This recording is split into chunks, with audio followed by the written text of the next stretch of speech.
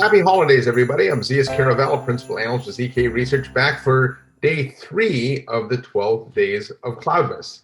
Now, this is a cloud communication set of podcasts, but I'm here with Richard Kerris, the GM for Nvidia Media and Entertainment. And Nvidia is not a name we know in cloud communication. So, Richard, why don't you say hi to everybody? Happy holidays, first of all. And NVIDIA actually is doing a lot of stuff in the areas of communication using AI and a lot of our tools and technology. So thrilled to be here and happy to tell you a little bit about our technology. Yeah, and before we get started on that, this is the 3rd day of Christmas. And do you remember from the song what your true love gave to you? Oh, boy. I don't. I believe it was 3 French Hens. Which, quite frankly, is kind of a sucky gift. I don't know why somebody would want French hens. Well, it could be dinner, you know. Yeah, well, maybe that's good. Yeah, I don't know. For kids watching this, we didn't kill the hens.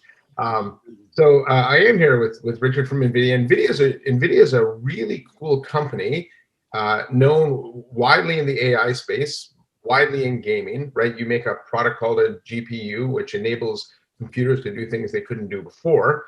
Right, and so you talked a little bit about bringing AI to communications. Why do we need AI in communications? Well, I think we're all familiar with the new normal that video conferencing is everything these days for meetings. And with that comes a bunch of challenges, whether or not you have the right bandwidth to your house and video starts to get shaky or shuts off, or that the quality of the video that you're sending is lower quality and you want it to be higher quality, that a lot of times when we're doing videos, you want to be giving direct eye contact to the person you're talking to, but your window for the video might be someplace else on the screen. So you're like looking to the person you're talking to when actually you should be looking at the camera, a bunch of those kinds of things. And our engineers, NVIDIA is a company about solving problems. Our AI is used to solve problems, whether it's high quality video for the gaming that you said, or feature films, things like that, healthcare. All these types of things we apply our technology to. And our engineers were great at taking a look at this problem that everybody's facing and said, what can we do to help fix this? What can we do to help solve some of these problems? And once you bring AI into the mix, you have a world of opportunities of things that you can do with it. Yeah, that's interesting, because I think we have a lot of those problems and people don't even really realize they're problems. You just get used to them being the new norm until something better comes along, right? So we've got, in some ways, we've actually managed to engineer around the problem. And like the one of looking at the camera is an interesting one, because I've trained myself from having done video for so long to look at the camera. And in some situations, that's not normal. I remember on the old telepresence systems, when you had 3 cameras up, you'd be looking here and the camera here, but you'd actually have to remember to look at the camera. So that's kind of interesting set of points you brought up. Now, at one of my favorite events of the year is always your GPU technology conference, because it's not just an NVIDIA event, it's actually become the world's largest AI show. You guys announced something called Maxine, right? Yes. Which is, well, why don't you tell us what Maxine is and what it does? Great. Maxine is a cloud-based SDK that uses our technology in the cloud with AI to solve problems for video communication. So, for example, the first thing we talked about was the bandwidth, right? Not everybody has fast bandwidth to their house. I mean, how many times people like, is my video working? Can you see me? Things like that. And so using AI, the engineers were able to take a look at the problem and say, we're wasteful in a lot of the things that we're transmitting over video. Like everything in the background doesn't need to be transmitted all the time, right? What's transmitting is what's moving. So first thing that they did is they looked at how can they lower the bandwidth and increase the quality. Well, they did that through using AI. It samples your room, samples the face, and says, okay, I'm only going to transmit what's moving in that picture. So I need a lot less bandwidth, and the quality can be much higher, because we can also then on the other end improve the quality, knowing what the image should look like from its reference. So that's probably the first one that everybody really like, oh, please help us with that. But then to the problem we talked about with the camera, right? I mean, you've got if you're doing a multi-video conference and you've got windows all over, like you said, you're trying to talk to somebody when you're actually wanting to be talking to the camera. So the other thing that the AI team did is they constructed the face from the sample. So they'll look at the first few images of the person and they'll say, okay, we can reconstruct that on the other end. And using AI in the cloud, we can take it, and on that reconstruction on the other end, we can change the direction and have it be looking at the camera, even though you may not be. Oh, that's really cool. Yeah, so those are just a couple of the things that we're solving problems for, and the response has been incredible because, as you can imagine, we all need these things, right? And is this a product for the vendors to use or a corporate developer to use for their own communication tools?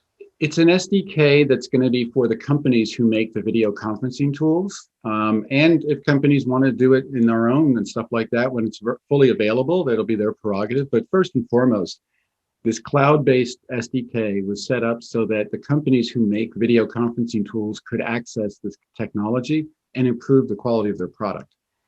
Okay, and now that's on the unified communication side. You guys also play in the contact center, correct? I remember last year, I believe you came up with a contact center virtual bot that could help with customer interactions.